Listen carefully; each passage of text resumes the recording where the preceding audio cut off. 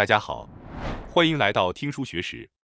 今天我要给大家介绍精神科医生 Tommy 教您提升运气的唯一正确方法这本书。今天视频的内容包括以下3个部分：第一，精神医学中的好运究竟是什么？第二，好运人士共有的3个特点；第三，打破事情不顺利的10个解决方法。本书通过精神医学的角度，探讨了什么是运气，以及如何具体提升运气。这些内容基于精神医学中的认知行为疗法，严格以科学为基础，与占卜等神秘学划清界限，非常实用。希望大家能坚持看到最后。首先是第一部分，精神医学中的好运究竟是什么？从精神医学的角度探讨运气的本质，我们可以将运气好的人定义为那些不管做什么都能获得理想结果的人。然而，从概率上讲，所有人遇到事情的可能性应该是平等的，因此理论上不可能只有特定的人总能获得好的结果。那么，为什么有些人看起来总是好运连连呢？作者认为，这是因为他们拥有正确的思维方式，并采取了正确的行动。例如，当某人想要在某件事上取得成功时，运气好的人会制定一个有成功可能性的目标，并一步步努力执行下去。虽然即使采取了正确的思维和行动，也未必能100%成功，但如果抱着错误的思维并采取错误的行动，那失败几乎是必然的。另外，通往人生成功的道路并非只有一条，成功的途径有很多。如果每条路上都坚持正确的思维和行动，那么成功的概率自然会比只专注于一条路更高。而当别人看到这个人通过某条路获得了成功，就会觉得这个人运气真好。因此，人生的运气可以用捕鱼来做比喻。如果在没有鱼的地方撒下再多的网，也抓不到一条鱼；但如果在有鱼的地方撒下一张网，就有可能抓到鱼。最好的办法是，在有鱼的地方撒下多张网，这样不仅能抓到一条鱼，还可能抓到很多鱼。好运的人，正是那些在有鱼的地方撒下许多网的人。关于祈祷和宗教，很多人试图通过祈祷或依靠宗教来获得好运。作者并不否定宗教的存在价值，但认为仅依赖宗教并不能真正掌握好运。宗教的作用更多在于帮助人们强化自己的思维核心。生活中总会有各种烦恼和问题，那些拥有自己独立思维的人，即使在困境中，也能做出正确的判断。拥有自己的思维轴的人，通过参拜神社或寺庙，可以让自己的心情平静下来，并整理思路。然而，若是没有尝试建立自己的思维轴，而是完全依赖祈求神灵来解决问题，就很难取得成功。因为这样的人并没有任何计划，仅仅依靠外力来克服困难，自然不可能顺利实现目标。因此，宗教的作用仅仅是辅助强化我们原本就拥有的思维轴。要掌握好运，最重要的是拥有属于自己的思维轴。思维能转化为现实吗？常有人说思维会转化为现实，其实这并非神秘的说法，而是非常理所当然的道理。如果你连目标和计划都没有，怎么可能实现愿望呢？只有在脑海中清晰地描绘出自己想要的未来，事情才有可能成真。若是缺乏明确的思维方向，就连迈出第一步的可能性都不存在。然而，即使有了思维，也并非所有人都能实现目标。思维与现实化的关系，思维的确有可能转化为现实，但并不一定总能成功。即使你拥有想法，如果这个想法本身不合理，也无法实现，甚至可能适得其反。例如，精神医学中有一个概念叫认知扭曲，这指的是人们因为无法正确认识现实而导致的偏差性行为。举个例子，假如一个人渴望与喜欢的人相爱，那么正确的做法是双方相互关心、支持。但若是这个人因为对方不爱自己而感到愤怒，甚至认为对方不爱我是错误的，那么很可能会导致他试图控制对方，最终使感情破裂，严重时甚至演变为跟踪狂。这种悲剧的发生，正是因为认知扭曲，使得当事人无法正确理解现实。如何判断思维轴的妥当性？拥有思维轴并不意味着随便有什么想法都可以，你需要判断自己的轴是否现实且合理。总结来说，好运的本质是通过合理的思维设定正确的目标，制定多个成功的可能性路径，并为之付出正确的努力。如此一来，您就能主动掌控自己的好运。在理解了好运的基本原则之后，接下来是第二部分，运气好的人共同的3大特征。作者指出，运气好的人具备以下3个特征：一、明确自己想要的东西；二、不轻易动摇；三、能够灵活调整想法。以下是对每个特征的详细解析。一、明确自己想要的东西。运气好的人不会模糊地想着希望自己运气变好，相反，他们清楚地知道自己珍视的是什么，并据此明确行动方向。他们非常了解自己对幸福的定义。而那些没有清晰方向的人，常常表现出这个也不错，那个也很好的状态，羡慕他人却缺乏自己的主见。这种状态下，他们的目标自然不明确，无法采取正确的行动或思考，因此运气自然也不会变好。二、不轻易动摇。与第一点相通，明确知道自己想要什么的人不会轻易被外界影响。他们能够清晰区分哪些事情对自己重要，哪些不重要，因此能够做出正确的选择。正因为有了正确的取舍，才能逐步获得好运。相反，那些对自己的目标摇摆不定的人，既看不清自己真正的幸福所在，也无法行动，自然难以获得好运。三、能够灵活调整想法。表面上看，这一点似乎与坚持不动摇相矛盾，但实际上并非如此。随着人生的变化，我们的目标或许也会发生调整。如果过于执着于过去认为重要的事物，反而会错过新的机遇。正因为拥有不变的核心目标，人们才能灵活调整实现目标的路径。换句话说，过于固执的人往往难以迎接好运。如果我还没有明确想要做什么呢？或许有人会问，如果我还没有明确的目标，该怎么办？对此，作者认为，模糊的状态通常分为2种情况：真正想做点什么，但还没找到方向，实际上已经感到满足，只是未意识到。第一种，有想法却未找到方向。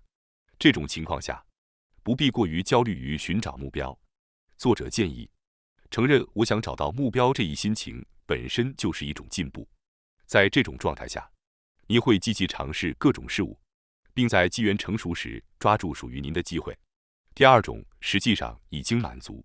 如果您发现自己已经拥有了想要的生活，那您其实已经是一个幸运的人。在这种情况下，更重要的是感恩当前的生活，并以认真对待每一天的心态去度过。虽然这种状态可能略显平淡，但平静的幸福也是一种值得珍视的运气。确立生活的优先级。为了拥有好运，我们需要明确什么对自己重要，什么不重要。人生不可能拥有一切，因此理解自己的优先事项至关重要。如果缺乏这种清晰感，就会陷入对他人的羡慕中，这样的心态只会让人摇摆不定。因此，明确自己真正想做什么，不想做什么至关重要。将人生的中心放在自己身上，建立人生的核心时，要避免将中心放在他人身上。如果总是担心这样做父母会不会不高兴，或者别人会怎么看我，就容易被外界评价牵着鼻子走，无法采取正确的行动。对他人评价过于在意的人，可以尝试将人生的中心移回自己，作为迈向明确自我目标的第一步。粘性和坚持的力量。明确了目标之后，运气好的人还需要具备坚持不懈的努力精神。旁人往往只看到他们成功的一瞬间，却看不到背后的长期努力。这种粘性和坚持是通往好运的关键，周围的人通常看不到。一个人在取得成功之前，曾通过正确的思考与行动一步步努力的过程，即使付出正确的努力，结果也不会立刻显现。在运气开始转好之前以及之后，都需要持续不断的努力。没有能够快速提升运气的魔法方法，这是不争的事实。提升运气的3大具体方法，为了抓住人生的幸运，我们需要做到以下3点：1. 规律的生活；2. 守时；3. 正确使用金钱。虽然这些看似基础，但却是十分关键的。1. 规律的生活，若无法保持健康，一切都无从谈起。过度饮食、饮酒或睡眠不足，都会导致大脑无法正常运作，从而无法进行清晰的思考，更不用说踏实的付出正确的努力了。虽然不需要像僧侣那样严谨，但维持一定程度的健康生活是运气变好的基础。2. 守时的重要性，守时同样至关重要。有时候，只因一次小小的迟到，就可能失去别人的信任，错过机会。如果不能按时到达某个地点，也意味着您的出席概率不高。这样的人，自然不会有人主动带来好机会。想着重要的场合不迟到就好，这种想法是行不通的。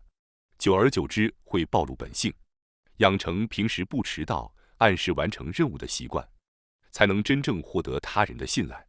3. 正确使用金钱，金钱的使用同样重要，浪费或过度消费是不可取的。同时也要确保及时支付自己该承担的费用，不要为了面子而花费过多。借来的钱一定要归还。如果不能以诚实的态度对待金钱，财富就不会留在你手中。金钱不足带来的最大问题是什么呢？并不是无法享受奢侈生活，而是人生选择的减少。没有足够的钱，即便考上了大学，也可能无法就读。也许有机会去更大的城市发展，但因资金不足而错失良机。当机遇来临时，若因金钱问题无法选择最优选项，是非常遗憾的。因此，平时一定要注意合理使用金钱，以备真正需要时有足够的资金。运气的核心，正确的思考与行动。反复强调的重点就是，正确的思考和行动是提升运气的关键。为此，必须对自己的现状进行正确的评估。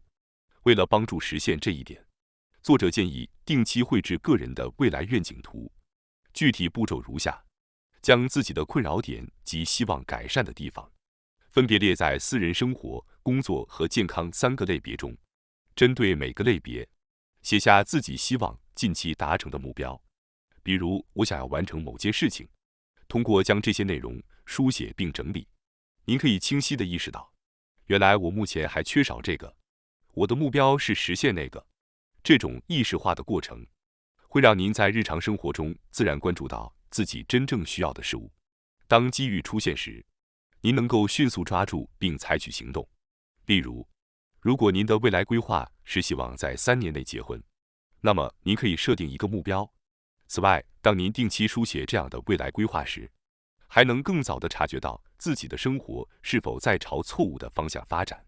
例如，您希望达成某些目标，却发现事情似乎朝着相反的方向走，这时您就能够及时调整自己的行动，避免进一步偏离轨道。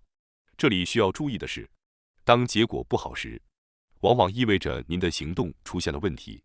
所谓运气不好，并不是某种玄学上的倒霉，而是您的选择或行为存在错误。如果您调整了行动，结果也会随之改变。因此，通过未来规划意识到问题后，应立即改变行动。检查运势，其实也是在检查自己的行为。我们将探讨运气不好的人常见的3大问题：缺乏明确的核心目标，错误的思维方式，不正确的行动。缺乏明确的核心目标，这类人不清楚自己真正看重什么，因而在行动上摇摆不定。例如，本应高效认真的复习，却拖到最后一刻才仓促应对，甚至寄希望于押题侥幸过关。如果眼下通过考试是最重要的目标，那么休闲娱乐应该等到考试结束后再考虑。然而，这些人却无法遵循这样的优先顺序。2. 错误的思维方式，即使拥有明确的核心目标，但如果思维方式错误，也会导致失败。例如，想通过考试却不学习，仅凭侥幸心理。这种情况下，即使目标明确，达成目标的策略和方法错误，成功也无从谈起。3不正确的行动，即便目标明确，思维正确，但采取了错误的行动，也会导致失败。例如，本该报考有口碑的补习班，却选择独自学习。这种情况下，往往是因为缺乏充分的调查研究。解决之道，要避免运势变差，必须同时关注目标、思维和行动这3个方面，并定期检查是否存在问题。然而，即便这3个方面都做得很好，人生中仍然可能会遇到不如意的情况。接下来是第3部分，打破事情不顺利的10个解决方法。处方1：感到不安时。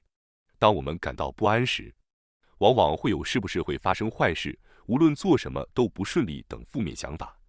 这些想法即使知道没有依据，仍然难以从脑海中驱赶。此时，我们的视野会变得狭窄，无法考虑其他可能性。因此，重要的是要暂时忘记这些烦恼，去做一些让自己开心的事情，放松心情，恢复内心的愉悦。处方2：感到愤怒时。愤怒是一种原始情感，是为了在适当时机攻击对方而产生的情绪。然而，我们不再是原始人，生活在文明社会中的我们，并不需要像野生动物那样进行攻击。实际上，避免攻击反而会更有利。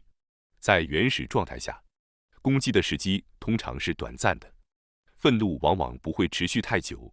所以，当你感到愤怒时，离开那个场景，给自己一些时间冷静下来。处方3：感到孤独时。孤独是一种寂寞的感觉。当人感到孤独时，通常情绪低落。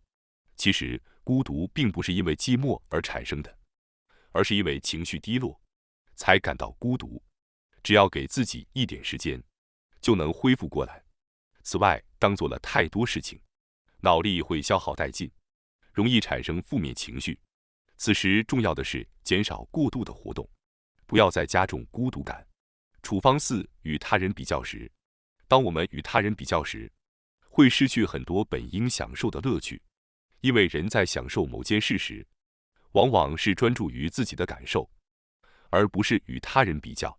例如，旅行时我们本来是想享受旅行的，但如果开始与他人比较，那个朋友去国外旅游了，而我只能去附近的地方，这种无谓的想法只会让旅行变得没有意义。因此，改变这种与他人比较的思维方式是非常重要的。只有这样，才能真正享受当下的乐趣。处方5：过于执着时。执着是人类的自然反应，尤其在年轻时，我们往往会对很多事情产生强烈的执着，因为这种执着能带来活力。但如果过于执着，可能会导致内心的痛苦。简单来说，执着是一把双刃剑，既能提供动力，也可能带来痛苦。因此，如果您现在正因为过度执着而感到无法行动，不妨试着放下那些执念。过度执着会让我们的思想和情感紧紧集中在那个目标上，导致无法进行正确的思考和行动，从而影响运势。处方6：无法喜欢自己时。无法喜欢自己的人，最大的问题在于他们已经决定自己做什么都不会成功。这种心态就像给自己下了负面的暗示，所以什么事情都不可能做得好。这样的人的大脑只记得失败的经历，且认为无论做什么都注定会失败。然而，作者认为，强迫自己去喜欢自己也并不对，最好是处于既不喜欢也不讨厌自己的状态，这样是最合适的。处方7：感到焦虑和没有余裕时。当人没有余裕而感到焦虑时，实际上是视野变窄的表现。视野变窄时，既无法看到周围的情况，也无法辨明正确的方向，因此无法得到自己想要的结果，自然运气也会下降。此时唯一的办法是创造余裕，避免焦虑。最好的方法是停下手头的事，减少要做的事情，重新审视全局，明确真正需要做的事。处方8：总是以损益来考虑问题时。总是从损益角度思考问题的人，最大的问题是他们只看到眼前的结果。例如，如果眼前有一个愿意满足您任性的人，您可能会一味地向他提出要求，虽然对方可能暂时会听从，但很快他会感到疲倦，并开始疏远您。最终因过于关注眼前的得失，您可能失去一个重要的朋友。只考虑眼前的得失，会使您无法长期持有正确的思维方式。处方9：抱有悔恨时。作者认为，悔恨本身并不一定是坏事，每个人都会经历失败，都会有如果当时做了不同的选择该多好的想法。然而，关键不在于停留在悔恨之中，而是要意识到悔恨是为了改进而存在的。即使悔恨，也应该始终把视线放在前方，否则只会陷入为悔恨而悔恨的恶性循环，只是不断回顾过去并沉溺于悔恨，只是在自我满足而已。正确的方式是我曾经后悔过，但现在我会做得更好。以这种积极的态度面对悔恨，自然会带来更好的运气。处方时有责备自己的习惯时，习惯性责备自己的人，最大的问题在于他们通过责备自己来获得某种做了什么的感觉。然而，单纯的责备并不能解决问题。从某种意义上来说，这其实是在回避真正的问题。仅仅责备自己并不能解决问题，关键是要从中汲取教训，转化为前进的动力。希望这些处方能成为您面对困境时的一盏指路明灯，帮助您走出阴霾，迎接更加光明的未来。最后，我想通知大家一下，我们还有一个新频道——学识 Plus。该频道将每天提供更为精简的视频内容，并增加有关论文等相关有益知识的解说。如果您感兴趣的话，请通过概要栏中的链接进行查看并订阅。感谢大家收看今天的节目。如果你喜欢我们分享的内容，记得点赞、订阅并开启小铃铛通知，第一时间获取我们的更新。在下次的节目中，我们将继续为大家分享更多有益的书籍。再次感谢大家的支持，我们下期再见。